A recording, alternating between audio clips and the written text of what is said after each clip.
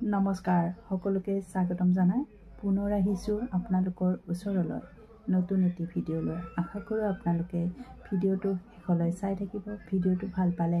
like কৰিব comment কৰিব share কৰিব আৰু যদি নতুনকৈ চাই আছে মোৰ ইউটিউব চেনেল শেৱালী অফিচিয়েলটো সাবস্ক্ৰাইব কৰিবলৈ নাপাহৰিব আজি মোৰ বিষয় হ'ল অভিভাৱকে সন্তানক খং ৰাগ বা ভয় দেখুৱাই যদি শাসন কৰে তেতিয়া সন্তানটো কেনেকুৱা হ'ব পাৰে আহক তেন্তে দেৰি নকৰি ভিডিঅ'টিৰ পিনে আগবাঢ়ো মই ইতিমধ্যে ভিডিঅ'টোৰ বিষয়টো ক'লোৱে অভিভাৱকে সন্তানক ভয় দেখুৱাই যদি শাসন কৰে তেতিয়া সন্তানটিৰ ওপৰত কেনেকুৱা প্ৰভাৱ পৰিব পাৰে হয় এইটো এটি বহুত গুৰুত্বপূৰ্ণ কথা আমাৰ প্ৰতিজন অভিভাৱকে এই কথাটো জানিব লাগে কাৰণ এটি সন্তানক যদি অভিভাৱকে বহুত ভয় দেখুৱায় বা খং ৰাগ কৰি শাসন কৰে তেতিয়া হলে সন্তানটি ভাল হোৱাৰ পৰিৱৰ্তে তেওঁৰ মনত কিছুমান এফেক্ট হ'ব বা তেওঁৰ মনটোত কিছুমান ক্ৰিয়া কৰি থাকিব আৰু তেতিয়াই সেই ভয়বোৰ যেতিয়া অভিভাৱকে ভয় দেখুৱাব বা খং ৰাগ দেখুৱাব তেতিয়া সন্তানটিয়ে ভাল হোৱাৰ পৰিৱৰ্তে বেয়া হ'ব কাৰণ তাৰ মনটোত মগজটোত কিবা বেলেগ ক্ৰিয়া কৰি থাকিব সেই মৰম আদৰটো যে নাপাব খং ৰাগ বা ভয়টোহে তাৰ মনত আহি থাকিব আৰু সেই সন্তানটো তেতিয়া মনটো মগজুত যেতিয়া বেলেগ সেই খং ৰাগ বা ভয়খিনিয়ে ক্ৰিয়া কৰি থাকিব তেতিয়া সন্তানটিয়ে ভাল কথা চিন্তা কৰাৰ পৰিৱৰ্তে ভয় সোমাই যাব আৰু তাত তেওঁ ভাল কথা চিন্তা কৰাৰ পৰিৱৰ্তে তেওঁ সেই ভয়টোৱে সন্তানটিৰ ক্ষতি কৰি দিব আৰু সন্তানটিয়ে ভাল কথা চিন্তা কৰিব নোৱাৰা হৈ যাব ভয় খাই সি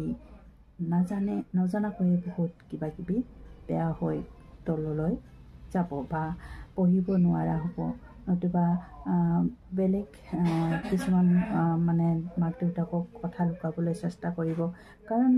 সি যদিও কিবা এটা ভাল বুলি ভাবি কৰিব তাতেও সি ভাবিব মই কি জানি এইটো বেয়াই কৰোঁ দেউতাহঁতে গালি পাৰিব মা গালি পাৰিব সেইটো ভাবি সেই ল'ৰাটোৱে তেতিয়া লুকুৱাই কামবোৰ কৰিবলৈ ধৰিব আৰু তেতিয়া সেই সন্তানটিয়ে বেয়াৰ দিশে গতি কৰিব কাৰণ লুকুৱাবলৈ যে ধৰিলে কথাবিলাক কাৰণ যে মাক দেউতাকে ভয় দেখুৱাইছে সেইকাৰণে সন্তানটিয়ে লুকুৱাবলৈ ধৰিলে আৰু লুকুৱাবলৈ ধৰাৰ লগে লগে সন্তানটিয়ে বেয়া কাম যে কৰি আছে মাক দেউতাকে গম নাপায় আৰু সময়ত তাৰ পৰিস্থিতি ভয়াৱহ হ'ব পাৰে গতিকে আপোনালোকে এনেকুৱা কৰিব লাগে যে আপোনাৰ সন্তানটিয়ে কি কৰি আছে গুৰুত্ব দিয়ক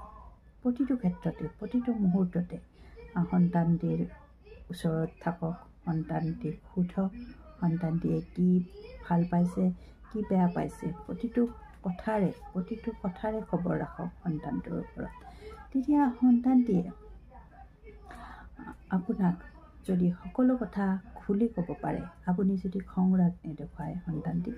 যদি মৰম আদৰেৰে কথাখিনি বুজাই দিয়ে যদি কিবা সন্তানটিয়ে ভুলো কৰিছে তাক যদি মৰম আদৰেৰে বুজাই দিয়ে তেতিয়া সন্তানটিয়ে সেই যে আপোনাক লুকাব লগা কোনো কামেই নকৰিব আৰু সকলো কাম আপোনাক জনাই কৰিব আৰু তেতিয়া সন্তানটিয়ে আগুৱাই যাবলৈ সক্ষম হ'ব ভাল কাম কৰি যাব গতিকে আপুনি সন্তানটোক প্ৰথমতে গুৰুত্ব দিব লাগিব আপুনি সন্তানটিক